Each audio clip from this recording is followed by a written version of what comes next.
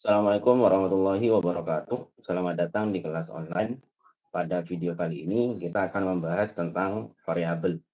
Jadi kalau pada video sebelumnya kita sudah membahas tentang cara membuat aplikasi penjumlahan sederhana menggunakan logaritma.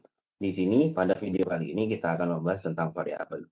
Sebenarnya pada video sebelumnya kita sudah belajar untuk membuat variabel pada simbol deklarasi ini. Jadi di sini kita membuat 3 variabel, bil1, bil2, dan hasil. Tapi sebenarnya apa sih variabel dan apa kegunaannya? Jadi variabel itu digunakan untuk menyimpan nilai data. Jadi kalau kita ingin memproses data, kemudian kita ingin mengambil input dari user, datanya ini harus kita simpan dan tempat menyimpannya disebut dengan variabel. Kemudian konsep variabel di pemrograman itu hampir sama dengan konsep variabel di matematika yang biasa kita pelajari di sekolah. Jadi contoh, X sama dengan 5, berarti kita punya variabel X yang digunakan untuk menyimpan nilai 5. Atau Y sama dengan 10, berarti kita punya variabel Y yang kita gunakan untuk menyimpan nilai 10. Kemudian di beberapa definisi yang lain, ada yang menyebut variabel adalah penamaan dari sebuah nilai. Jadi ada nilai, kita kasih nama, dan kalau kita butuh, kita tinggal panggil nama dari nilai tersebut. Jadi hampir sama saja ya. Intinya adalah variabel digunakan untuk menyimpan sebuah nilai.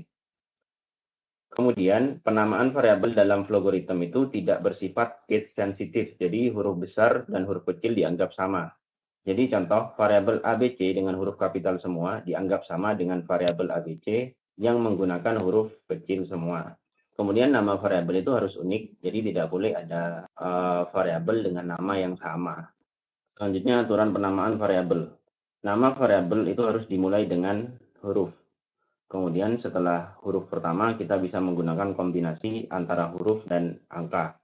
Kemudian tidak boleh menggunakan nama yang sudah didefinisikan atau digunakan oleh logaritma. Contohnya and, false, mode, not, or, p, true, boolean, dan lain-lain.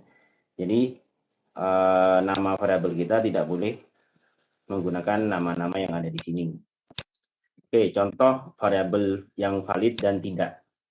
Oke, yang atas ini adalah variabel yang valid. Contoh nama, jenis kelamin yang tanpa spasi atau tanpa karakter selain huruf dan angka ini valid. Kemudian umur, nomor HP, bil1, bil2 ini boleh. Kenapa? Karena angkanya itu tidak ada di awal karakter. Kemudian N4, M4 atau nama ya, ini boleh karena yang penting angka itu tidak ada di awal karakter. Kemudian yang tidak valid contohnya seperti ini. Jenis kelamin yang ada spasinya atau jenis kelamin yang ada underscore-nya. Karena yang diizinkan hanya huruf dan angka. Kemudian satu nama, ini juga tidak boleh. Kenapa?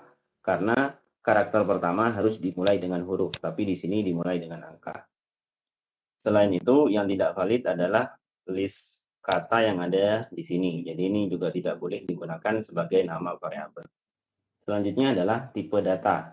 Dalam pemrograman, data itu dikelompokkan ke beberapa tipe. Ketika kita membuat variabel, kita harus menentukan tipe data dari variabel tersebut. Jadi kalau kita klik di deklarasi ini, di sini ada tipe. Jadi ini yang disebut dengan tipe data.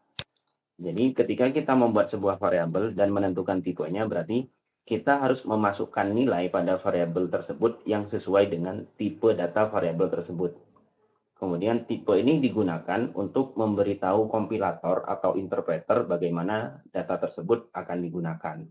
Jadi contoh, kalau data itu berupa angka, ya berarti interpreter akan menganggapnya sebagai angka. Jadi bisa ditambah, dikurangi, dikali, dipangkatkan, dan lain-lain.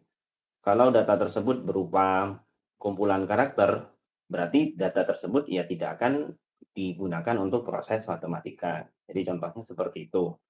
Kemudian tipe data pada logaritma itu ada 4. Yang pertama adalah string, kemudian yang kedua integer, ketiga real, dan yang keempat adalah boolean.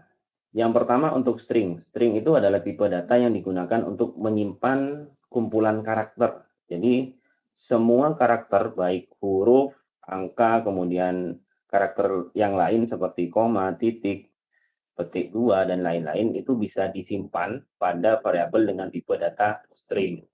Contohnya tulisan ADI, ABC, Indonesia, kemudian nomor HP, alamat, itu adalah data-data yang bisa disimpan di variabel dengan tipe data string.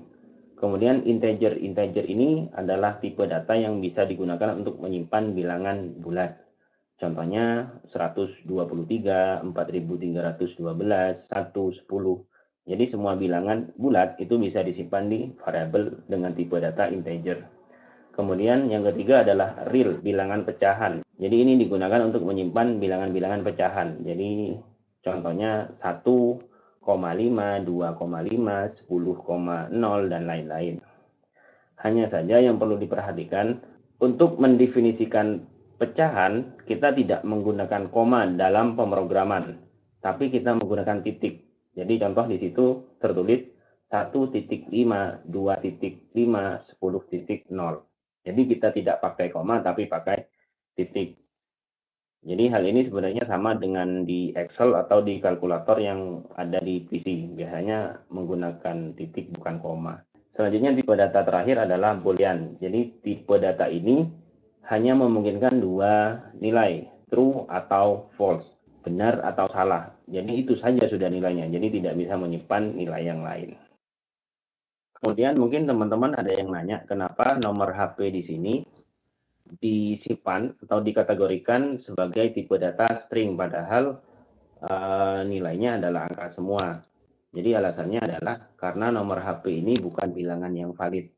Kenapa? Karena tidak ada bilangan yang dimulai dari 0, kecuali bilangan tersebut adalah pecahan. Dan tidak semua data angka itu dikategorikan integer, jadi boleh juga dikategorikan string. Contohnya data-data yang memang tidak akan kita hitung. Jadi data tersebut memang akan diperlakukan seperti karakter biasa. Contohnya nomor rumah. Jadi umpamanya nomor rumahnya angka semua, dan nomor rumah ya biasanya akan kita perlakukan seperti karakter biasa. Jadi tidak akan kita hitung, tidak akan kita kali, tidak akan kita urutkan, dan sebagainya. Jadi nomor rumah dalam kasus ini itu boleh disimpan atau dikategorikan dalam tipe data string. Selanjutnya kita akan membahas lebih detail tentang simbol declare atau deklarasi. Jadi seperti yang kita ketahui bahwa simbol ini digunakan untuk membuat variabel. Yang perlu kita perhatikan adalah bahwa sebelum kita menggunakan variabel, kita harus membuat variabel tersebut. Jadi ini alasannya kenapa biasanya simbol deklarasi itu selalu ada di awal. Jadi kita pastikan dulu kita sudah membuat semua variabel yang akan kita gunakan dalam program kita nanti. Tapi simbol ini tidak harus selalu ada di awal ya. Tapi intinya sebelum kita menggunakan variabel, kita harus mendeklarasikannya terlebih dahulu. Kemudian untuk membuat banyak variabel, kita bisa menggunakan satu simbol deklarasi, dan variabel itu cukup dipisah dengan koma. Contohnya yang ada di sini. Integer bil1, bil2, hasil. Tapi dengan catatan variabel-variabel ini mempunyai tipe data yang sama. Contohnya di sini ketiga variabel ini tipe datanya integer. Tapi kalau kita mau membuat variabel baru dengan tipe yang berbeda, contohnya string, kita harus membuat deklarasi yang baru. Contoh, di sini kita akan membuat variabel nama dengan tipe data string. Berarti kita harus membuat simbol deklarasi yang baru. Ini kita klik di sini, kemudian klik simbol deklarasi, kemudian kita klik dua kali. Di sini kita tulis nama variabelnya, contohnya nama, kemudian tipe datanya kita ubah jadi string. Oke, jadi seperti ini contohnya. Oke, mungkin itu saja pembahasan pada video kali ini tentang deklarasi dan variabel. Kemudian untuk input, penugasan, dan output akan kita bahas di video selanjutnya. Semoga bermanfaat. Assalamualaikum warahmatullahi wabarakatuh.